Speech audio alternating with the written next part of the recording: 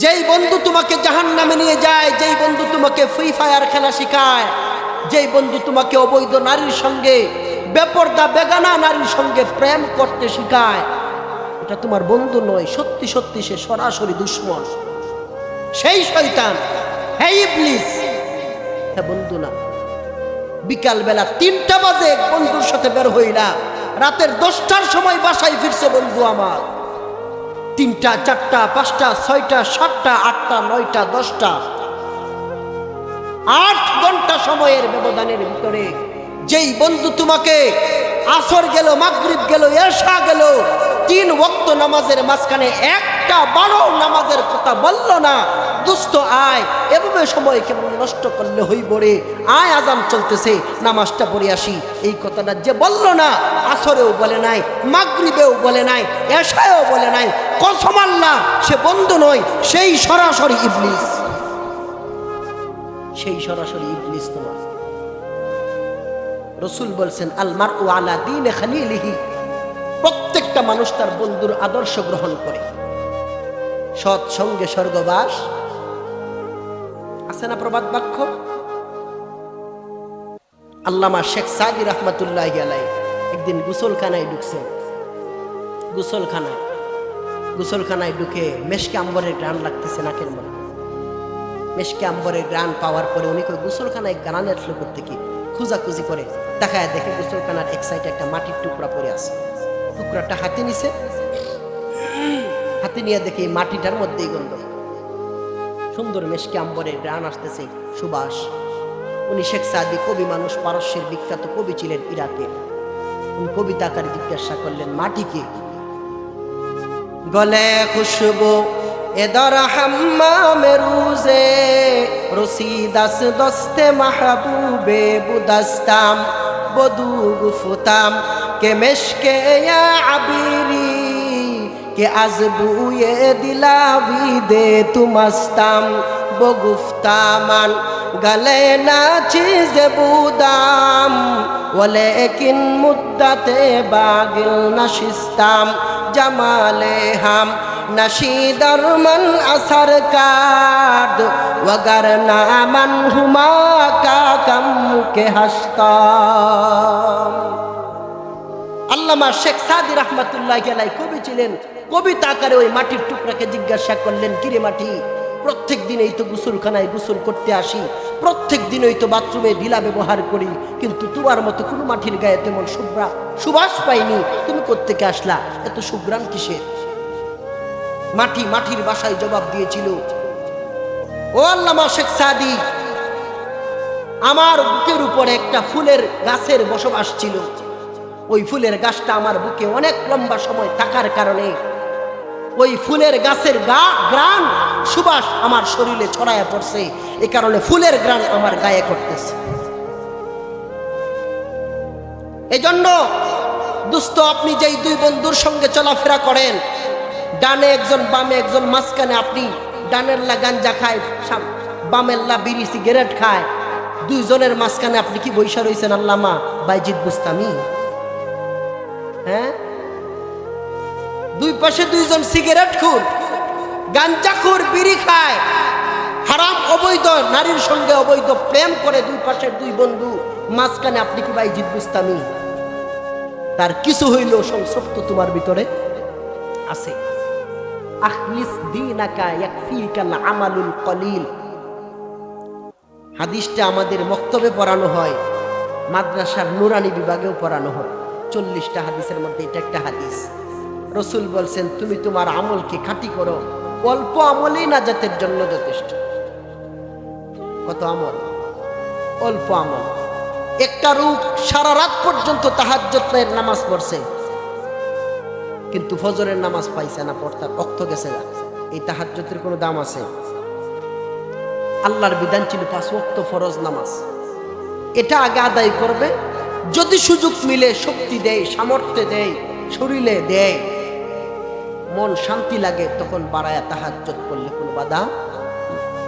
কিন্তু কোনো ব্যক্তি যদি তাহাজ্জুদ পড়তে গিয়ে ফজরের নামাজ কাজা হয়, এই লোকের জন্য তাহাজ্জুদের নামাজ পড়াও হারাম।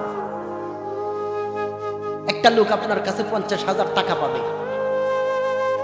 কথা বোঝা যায়? কত হাজার? 50,000। 5 বছর হয়ে গেছে। এরে আপনি দেখলেই পলায়া যান। হঠাৎ একদিন আপনি যেই অটোতে উঠছেন, এই লোক এই অটোতেই এখন সামনে পড়ছে না, যে এনে বাঘের ভয় এনে সন্ধ্যা হয়, এমন একটা কথা আছে না? এই মুহূর্তে যখন সামনে পড়ছে, তো পড়তেই সামনে জিজ্ঞাসা করছে, ভাই আমার টাকাটা দিতেন না, 5টা বছর ধরে ঘুরাইতেছে। এখন কি জবাব দিব? পকেট থেকে 500 টাকার একটা নোট বাহির করে লোকটারে দিছে, দিয়া কো ভাই হাদিয়া দিলাম আপনার, আপনি চা পান খাই। কি খাইতো? এই যে 500 টাকা দিল, এটা ফরজ না 50,000 টাকা ফরজ? এটা অন্যের হক। যখন 50,000 টাকা না দিয়া 500 টাকা তারে হাদিয়া দিল, যিনি পাওনাদার উনি কি 500 টাকা নিবেন না একটা সর দিবেন? কেন? 50,000 টাকা পাই, 5 বছর হয়ে গেছে, এখন 1 টাকাও দিতে পারস না, 500 টাকা সামনে পর্যন্ত হাদিয়া দেস, সর দিয়া দাঁত ফালায় দিল বাসের উপর, যা আসল টাকা নিয়ে। আল্লাহ বলেন ইন্নাস সালাতা কানাত আলাল মুমিনিনা কিতাবাম মাওকুতা, ওয়াক্ত মতো 5 ওয়াক্ত নামাজ পড়া হলো ফরজ। যদি কোনো মানুষ, যদি কোনো মুসলমানের বাচ্চা 5 ওয়াক্ত নামাজের ব্যাপারে কোনো খবর নাই, ডান দক্ষিণালয়ে দৌড়ে, 5 ওয়াক্ত নামাজের ব্যাপারে কোনো খবর নাই, রোজা নিয়ে দৌড়ে, 5 ওয়াক্ত নামাজের ব্যাপারে কোনো খবর নাই, তাহাজ্জুদ নিয়ে দৌড়ে, আওয়াবিন নিয়ে দৌড়ে, ইশরাক নিয়ে দৌড়ে, ওয়াজ মাহফিল নিয়ে দৌড়ে, সত্যি কথা খুদার কসম 50,000 টাকার পাওনাদারকে পাওনা পরিশোধ না করে যদি 500 টাকা হাদিয়া দিলে সে চর দিতে পারে, আল্লাহ পাক রব্বুল আলামিন বলেন আমার ফরজ বিধান লঙ্ঘন করে তাহাজ্জুদ আমাকে দিলে আমি আল্লাহ তাকে জাহান্নামেই ফেলব। আমার তো দরকার নামাজ কয় ওয়াক্ত? 5 ওয়াক্ত। এজন্য দুস্থ মুহতারাম যুবক ভাই, আমার বন্ধু, আমার বৃদ্ধ বাবাজি, সমবয়সী যুবক ভাইরা, কোরআনের কথা হলো, রসুলের হাদিসের ভাষ্য হলো, অল্প আমলেই যথেষ্ট নাজাতের জন্য, কিন্তু কি লাগবে? খাঁটি হইতে হবে। একমাত্র কার জন্য? আল্লাহর জন্য। আপনি নামাজে দাঁড়াইছেন এশারের পরে, নামাজে দাঁড়ানোর পরে একা দাঁড়াইছিলেন মসজিদেই, নামাজ পাইছেন না, একা একা যখন পড়তেছেন, আপনি নামাজটা পড়তেন সূরা নাস ফালাক দিয়া, স্বাভাবিক আর কি আপনার নিয়ত। এখন আপনি নামাজে দাঁড়ানোর পরে টের পাইতেছেন পিছনে একজন মুসল্লি, 2 জন এসে গল্প করতেছে পয়সা, আপনার নামাজটা সে দেখেনি, কথা কয় না, দেখতেছেনি। এই মন বাঞ্ছনা ভিতরে ঢুকায়া, এমন একটা অহংকার ভিতরে ঢুকায় আপনি নামাজে যাও পড়তেন নাস ফালাক, আরম্ভ করছেন সূরা বাকারা। হ্যাঁ, দেখলে খুবই লোকটা লম্বা নামাজি রে, সেজদাটা দেখছস নি মনে হয় 17 বার পড়ছে সুবহানা রাব্বিয়াল আলা। এই যে বললো, আর আপনি তার বলার কারণে এত লম্বা নামাজ পড়লেন, এই নামাজ কবুল হইল। ইন্না ইয়াসিরুর রিয়া আশিরকুন, রাসূল বলেন সামান্য দেখাইলে আমল শিরিক। দেখাবো তুমি কাকে? জুড়ে বলেন কাকে? আপনি দেখাইলেন বান্দাকে। আমি আপনাদের সামনে কোরআনে কারিমে 30টা পারার ভিতর থেকে 19 নাম্বার পারার 1ম নাম্বার পৃষ্ঠা, 114 খানা সূরার ভিতর থেকে 25 নাম্বার সূরা সূরাতুল ফুরকানের 27, 28 এবং 29 নাম্বার আয়াতে কারিমা তেলাওয়াত করেছি।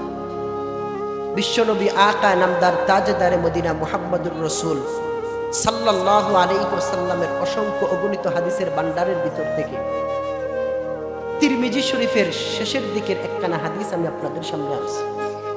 উক্ত আয়াত এবং হাদিসকে সামনে নিয়ে সংক্ষিপ্ত আকারে আমলের নিসবতে কিছু কথা বলবো। যেই কথাগুলো বলবো সর্বপ্রথম আমাকে, তারপরে আপনাদেরকে বোঝা এবং মানার তৌফিক দান করুক, সকলে বলি আমিন। সর্বপ্রথম দোয়া করি আল্লাহ তাআলার দরবারে, যাদের উদ্যোগে এই সুন্দর আয়োজন ব্যবস্থা করছেন দ্বীনি মজমার উল্লেখযোগ্য ব্যক্তি যারা যারা সামান্য টাকা পয়সা দিয়ে একটা বাঁশ বান্ধার মাধ্যমে, একটু পরামর্শ দেওয়ার মাধ্যমেও যারা সাহায্য সহযোগিতা করছেন, মেহনত করছেন, আল্লাহ তাআলা তাদের সকলের মেহনতগুলোকে কবুল আর মঞ্জুর করে নেন। দুস্থ আহবাব, পৃথিবীতে আল্লাহ পাক রব্বুল আলামিন সমস্ত মানুষদেরকে পাঠাইলেন। মানুষদের জিন্দেগির 3 অবস্থা। মুরব্বী বাবারা, কয় অবস্থা? 3 অবস্থা। 21 নম্বর পারা সূরাতুর রুমের 54 নম্বর আয়াতে আল্লাহ বলেন, আল্লাহুল্লাযী খালাকাকুম মিন দুফিন সুম্মা জাআলা মিন বাদি দুফিন কুওয়া সুম্মা জাআলা মিন বাদি কুওয়াতিন দুফাও ওয়া শাইবা। আল্লাহ বলেন, আমি আল্লাহ সর্বপ্রথম মানুষকে বানাইছি দুর্বল অবস্থায়। কি অবস্থায়? কথা বুঝতেছেন? মানুষকে আল্লাহ সর্বপ্রথম বানাইছে কি বানায়া? দুর্বল বানায়া। কেমন দুর্বল? বাচ্চা মায়ের গর্ভ থেকে ভূমিষ্ঠ হওয়ার পরে হাতও আছে, পাও আছে, চোখও আছে, কানও আছে, নাসিকা আছে, সব আছে, চুলও আছে, হাতের পশমও থাকে না? সব ঠিকঠাক, ছেলে না মেয়েটাও বোঝা যায়। সমস্ত কিছু ঠিক থাকার পরেও এই বাচ্চাটা সবল না দুর্বল? কথা বুঝেন নাই? সবল না দুর্বল? দুর্বল। কারণ হাত আছে, সে হাত দিয়ে খাইতে পারে না, পা আছে, পা দিয়ে হাঁটতে পারে না, মুখ আছে, মুখ দিয়ে কথা বলতে পারে না, কোনো কিছু চাইতে পারে না, চোখ আছে, চোখ দিয়ে দেখলেও কোনো জিনিস অনুভব করতে পারে না। আল্লাহ বলেন, আল্লাহুল্লাযী খালাকাকুম মিন দুফিন, সর্বপ্রথম আমি আল্লাহ বান্দাকে দুর্বল করে বানাইলাম। সুম্মা জাআলা মিন বাদি দুফিন কুওয়া, এরপরে কিছুদিন যাওয়ার পরে দুর্বলের মধ্যেই আমি আল্লাহ শক্তি দিয়ে দিলাম। সুবহানাল্লাহ।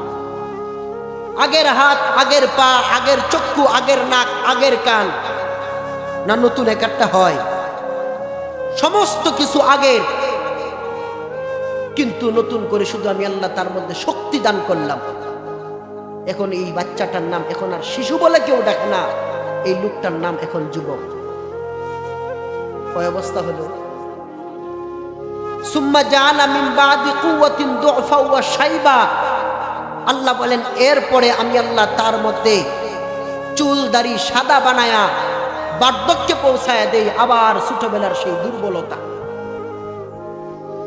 আগের হাত, আগের পা, কোনো কিছুই ভাঙলো না, শুধুমাত্র আমি আল্লাহ তার শরীরে দুর্বলতা ডেকে দিলাম। কি ভাই, বন্ধু আমার, মুরব্বী বাবারা, আপনি তো সেই যুবক। মাঘ মাসা শীতের মধ্যে গলা পরিমাণ পানির মধ্যে এমন সময়ে যারা জাল দিয়া মাছ ধরতেন বিলের মাঝখানে, এমন দিন গেছে না কারো? এমন একটা শীতের কনকনে রাতে অথবা সকালে যেই লোকটা আজকে চাদর গায়ে দিয়ে বসে আছে, আজকে থেকে 30 বছর আগে ফিকির করেন, আপনার গায়ে কি তখন চাদর ছিল? ছিল না। একটা রক্তের গরম ছিল আলাদা। আমাকে চিনস? একটা সর দিয়া দাঁত গুলো সব ফেলে নিয়ে নিল। এই লোকটা যে বলছিল আমার চিনস, সত্যি কথা, আজকে সে মারা গেছে 20 বছর পরে, তারে কেউই চিনে না। চিনে? চিনল না। তো আল্লাহ বলেন, আল্লাহুল্লাযী খালাকাকুম মিন দুফিন সুম্মা জাআলা মিন বাদি দুফিন কুওয়াতাও ওয়া শাইবা সুম্মা জাআলা মিন বাদি কুওয়াতিন দুফা ওয়া শাইবা। আল্লাহ বলেন, তোমার শুরুও দুর্বল, শেষও দুর্বল। শুরুও দুর্বল, শেষও দুর্বল। মাঝখানের কয়েকটা বছর আমি আল্লাহ দিলাম সবল। যখন তুমি নিজেকে সাজাবে, যখন তুমি নিজেকে গঠন করবে, যখন তুমি নিজেকে জাহান্নাম থেকে বাঁচাবে, যখন তুমি জান্নাতের কাজ করবে, যখন তুমি দ্বীনের কাজ করবে, যখন তুমি উম্মতের ফিকির নিয়ে ঘুরবে, যখন তুমি দ্বীনটাকে সমুন্নত করবে, যখন তুমি ইসলামের জন্য কাজ করবে, যখন তুমি তোমার নিজেকে গঠন করবার ফিকির নিয়ে সামনে মগ্ন থাকবে, সেই সবলত্বের জিন্দিগিটাকেই তুমি ফেসবুক, ইউটিউব আর টুইটার আর সামান্য একটা নারীবাদীর পিছনে, একটা ফেসবুক, একটা ফ্রি ফায়ার, একটা পাবজি খেলা, এক বন্ধুদের আড্ডায় মগ্ন হয়ে জীবনটাকে ধ্বংসের দিকে ঠেলে দিলা। কারণ এখন তো তোমার জিন্দিগি সাজানোর সময়। কারণ দুর্বল তো শুরুতেও দুর্বল, শেষেও দুর্বল। শুরুতেও সাজানো যায় না, শেষেও সাজানো যায় না।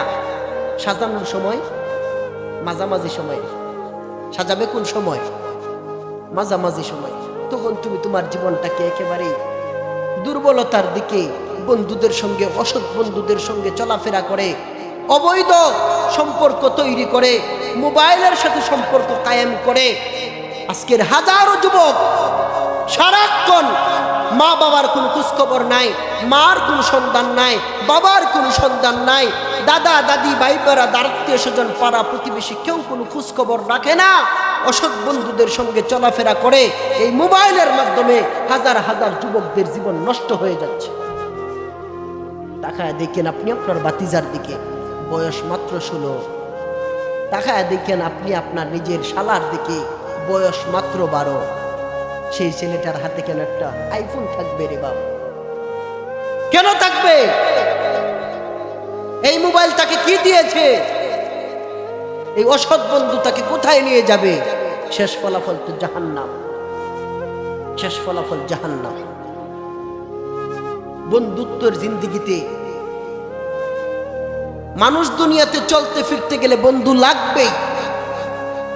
চলার সাথী ছাড়া কেউ চলতে পারে না। একা একা কেউ থাকতে পারে। একা একা আপনি যদি মনে করেন আপনার ছেলেও নাই, মেয়েও নাই, বিবিও নাই, কেউ নাই, আপনি একা একটা ঘরে থাকেন, আপনার ঘরে 3টা রুম, বাড়িটা 40 হাত 60 হাত প্রস্থ দিয়া দৈর্ঘ্য দিয়া এরিয়া করা, আপনি একা একটা বাড়িতে বসবাস করেন, ভালো লাগবে? একা একটা দিন থাকতে পারবেন নি?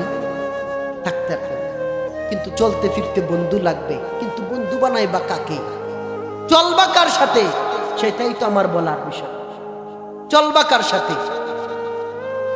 যেই বন্ধু তোমাকে জাহান্নামে নিয়ে যায়, যেই বন্ধু তোমাকে ফ্রি ফায়ার খেলা শেখায়, যেই বন্ধু তোমাকে অবৈধ নারীর সঙ্গে, বেপরদা বেগানা নারীর সঙ্গে প্রেম করতে শেখায়, এটা তোমার বন্ধু নয়। সত্যি সত্যি সে সরাসরি দুশমন, সেই শয়তান, হে ইবলিস, হে বন্ধু না। বিকাল বেলা 3টা বাজে বন্ধুর সাথে বের হইলা, রাতের 10টার সময় বাসায় ফিরছে বন্ধু আমার। 3টা 4টা 5টা 6টা 7টা 8টা 9টা 10টা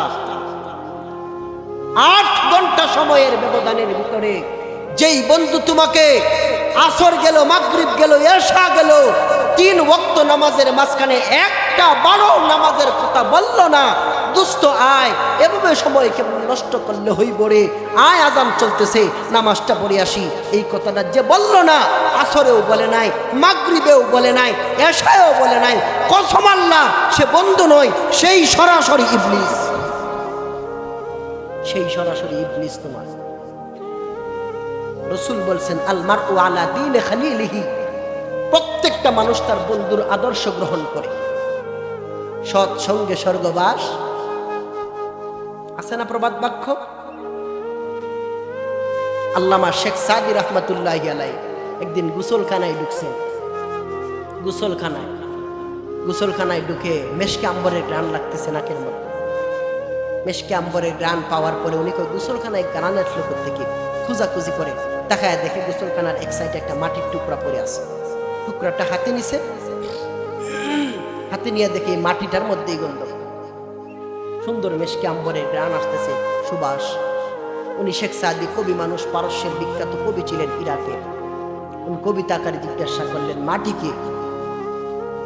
গলে খুশবু এদর হাম্মামে রুজে রসিদাস দস্তে মাহবুবে বুদাস্তাম বদু গুফতাম কে মেশকে ইয়া আবিরি কে আজবুয়ে দিলাবি দে তুমাস্তাম বগুফতামান গলে না চিজ বুদাম ওয়ালেকিন মুদ্দাতে বাগিল নশিস্তাম জামালে হাম নশীদর মন আসর কাদ ওয়াগার নামান হুমা কা কম কে হাসতাম। আল্লামা শেখ সাদি রহমাতুল্লাহি আলাইহি কবি ছিলেন। কবিতা আকারে ওই মাটির টুকরাকে জিজ্ঞাসা করলেন, কিরে মাটি, প্রত্যেক দিনেই তো গোসলখানায় গোসল করতে আসি, প্রত্যেক দিনই তো বাথরুমে ঢিলা ব্যবহার করি, কিন্তু তোমার মতো কোনো মাটির গায়ে তেমন সুবাস পাইনি, তুমি কোত্থেকে আসলা, এত সুঘ্রাণ কিসের? মাটির বাসায় জবাব দিয়েছিল, ও আল্লামা শেখ সাদি, আমার বুকের উপরে একটা ফুলের গাছের বসবাস ছিল। ওই ফুলের গাছটা আমার বুকে অনেক লম্বা সময় থাকার কারণে ওই ফুলের গাছের গ্রাণ সুবাস আমার শরীরে ছড়ায় পড়ছে, এই কারণে ফুলের গ্রাণ আমার গায়ে করতেছে। এই জন্য দোস্ত, আপনি যেই দুই বন্ধুর সঙ্গে চলাফেরা করেন, ডানে একজন বামে একজন, মাঝখানে আপনি ডানেরলা গাঞ্জা খায়, বামেরলা বিড়ি সিগারেট খায়, দুইজনের মাঝখানে আপনি কি বৈশা রয়েছেন আল্লামা বাইজিদ বুস্তামি? হ্যাঁ, দুই পাশে দুইজন সিগারেট খুর, গাঞ্জা খুর, বিড়ি খায়, হারাম অবৈধ নারীর সঙ্গে অবৈধ প্রেম করে, দুই পাশের দুই বন্ধু, মাঝখানে আপনি কি বাইজিদ বুস্তামি? তার কিছু হইলেও সংসক্ত তোমার ভিতরে আছে। এই জন্য অসৎ বন্ধুদেরকে প্রশ্রয় দিবেন না। রসুলের জামানার এক ব্যক্তি ছিল, মক্কার বড় এক সর্দার, উকবা ইবনে আবি মুআইদ। উকবা ইবনে আবি মুআইদ, সে কোন জায়গায় সফর থেকে আসলেই আইসা সবাইরে দাওয়াত খাওয়াইতো। যেমন দেখবেন অনেকে হজ করে আইসা আত্মীয় স্বজনদেরকে খাওয়ায় না, আবার সফরে যাওয়ার আগেও খাওয়ায়। ওই উকবা ইবনে আবি মুআইদ মক্কার সর্দার ছিল, তার অভ্যাস ছিল সফর থেকে আইসায় এলাকার সবাইরে দাওয়াত করে খাওয়াইতেন। এই দাওয়াতের মধ্যে আল্লাহর নবীরেও দাওয়াত দিলেন। সে কিন্তু মক্কার একজন কাফের লিডার, রসুলের দাওয়াত গ্রহণ করছেন। তার বাড়িতে গেছেন, খাবার দিবেন, খাবারের আগে হাত ধোয়ায় না, সবার হাত ধোয়াইতেছেন। আল্লাহর নবীর কাছে যোগ নিয়ে গেছেন, পানি ডালবেন, হাত ধুইবেন, রসুল হাত ধোয় না, রসুল হাত ধোয় না। তখন উকবা ইবনে আবি মুআইদ জিজ্ঞাসা করলেন, বাতিজা তুমি হাত দাও না কেন, কি সমস্যা তোমার? উকবা ইবনে আবি মুআইদের প্রশ্নের উত্তরে আল্লাহর নবী বললেন, চাচা আমার, আপনি কালিমা না পড়লে আমি মুহাম্মদ আপনার ঘরে খাইতে পারি না। আমি আল্লাহর নবী, হিসাব করিয়েন, আমি আল্লাহর নবী, আমি আপনি কালিমা না পড়লে আপনার ঘরে আমি হাত ধুইতে পারি না। উকবা ইবনে আবি মুআইদ, উকবা ইবনে আবি মুআইদ একথা বলার পরে চিন্তা করলেন, আমি একটা মক্কার লিডার, আমি একটা মক্কার লিডার, সর্দারের ঘর থেকে যদি মেহমান জায়গা না খায়া, একটা এলাকার মধ্যে গুঞ্জন তৈরি হবে, মেহমান আসছিল না খাওয়া বিদায় দিছে। এই কারণে সম্মান রক্ষা করার জন্য স্বাভাবিক বর্তমান অবস্থায় রসুলের মুখে মুখে কালিমা পড়লেন, কালিমা পড়লেন।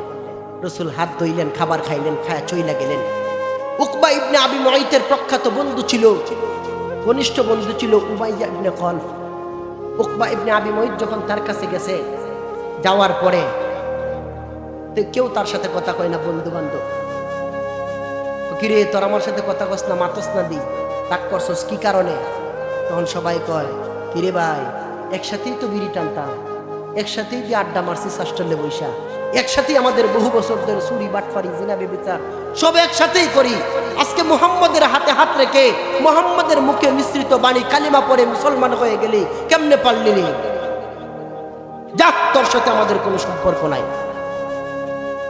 উকবা ইবনে আবি মুআইদ নিজেকে ছোট মনে করলেন আর বললেন, এখন কি করতাম, তোরা কর, তোরা যা করবি তা কর। উবাই ইবনে খলফ বলছে, তুমি যদি আমাদের সাথে বন্ধুত্ব টিকে রাখতে চাও তাহলে এখন মুহাম্মদের দরবারে যাইবা, গিয়া তার সামনে তুতু দিয়া তার কালিমাটা তারে ফিরাইয়া দিবা। নাউযুবিল্লাহি মিন যালিক। উকবা ইবনে আবি মুআইদ বন্ধুত্ব ঠিক রাখার জন্য এক কাফেরের সঙ্গে আরেক কাফের বন্ধুত্ব ঠিক রাখার জন্য যে কালিমা পড়ছিল, সত্যি সত্যি রসুলের দরবারে গেছে, গিয়া এটা তাফসিরে মারুফুল কোরআনের মধ্যে, তাফসিরে জালালাইনের মধ্যে স্পষ্ট লেখা। রসুলের দরবারে গেলেন, গিয়া থুতু দিলেন, দিয়া কালিমাটা মুহাম্মদকে মুহাম্মদের দরবারে ফিরাইয়া দিয়ে আসলেন। এবার আল্লাহর এটা সহ্য হয় নাই। আল্লাহ তাআলা 19 নম্বর পারায় এই আয়াত কারা নাযিল করলেন, ইয়াউমা ইয়া'আদ্দু যালিমু আলা ইয়াদাইহি ইয়াকুলু ইয়া লাইতানি ইত্তাখাযতু মা'আর রাসূলি সাবিলা ইয়া ওয়াইলাতা লাইতানি লাম আত্তাখিদ ফুলানান খলিলা লাকাদ আদাল্লানি আনিদ যিকরি বা'দা ইয জাআনি ওয়া কানা আশ-শাইতানু লিল ইনসানি খাযুলা। আল্লাহ বলেন, যারা অসৎ বন্ধুদের সংস্রব ঠিক রাখার জন্য আমার নবী মুহাম্মদের সাথে গাদ্দারি করছে, মুসলমানকে তোয়াক্কা করে কাফেরের হাত ধরে নিয়েছে, কিয়ামতের ময়দানে সে তারা আঙ্গুল আর হাত কামড়াইতে থাকবে, আফসোস করতে থাকবে, লাম আত্তাখিজ ফুলানান খলিলা, হায় আফসোস, কেন অমুক অসৎ ব্যক্তিকে বন্ধু বানিয়েছিলাম। হাত কামড়াইতে থাকবে আর বলতে থাকবে। কার সংসর্গ গ্রহণ করেছ বন্ধু আমার? রাসূল বলছেন মান তাশাব্বাহা বিকাউমিন ফাহুয়া মিনহুম, যে যেই দলের সংসর্গ গ্রহণ করবে সে সেই দলের বলেই ঘোষিত হবে।